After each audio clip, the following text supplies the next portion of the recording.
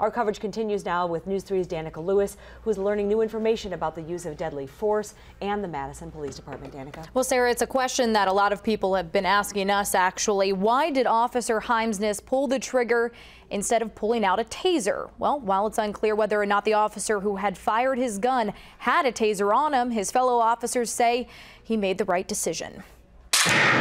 A threat of imminent death or great bodily harm to you or another person or persons.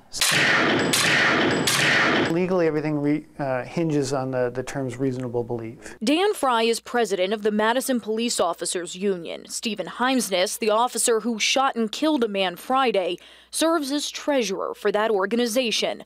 Fry stands by his colleague. Speaking on behalf of the union, he says with little time to react, pulling the trigger was the right choice. We don't have the luxury of knowing what's going to happen in advance, or magically knowing what the person's mindset or intentions are. So we have to assume somewhat of a worst-case scenario based on what we know is realistic from our training and experience. The initial call was for a burglary in process. Officers are trained to prepare for an armed suspect in those higher-risk situations. When you add the lack of light and how police say a man aggressively grabbed at the officer's gun, police trainer Kim Batu says Heimsness made the correct call with what he knew. Until we know, especially again in a high-risk situation, we're gonna err on the side of caution and take something that we know will be more effective in those instances than something less effective. Tu goes as far to say a taser would have been inappropriate in this situation when the suspect could have been armed. And Fry agrees that sometimes there's no substitute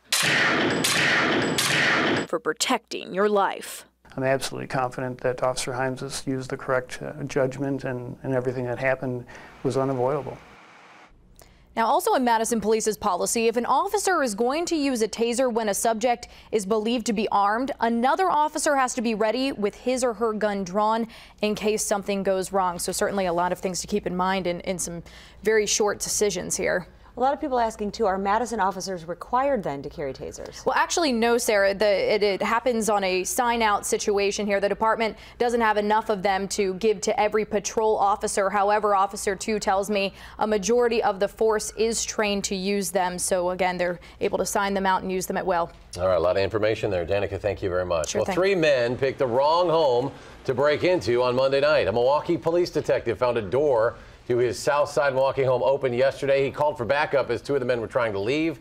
When one of the robbers showed a gun, the detective fired but missed. 2 took off.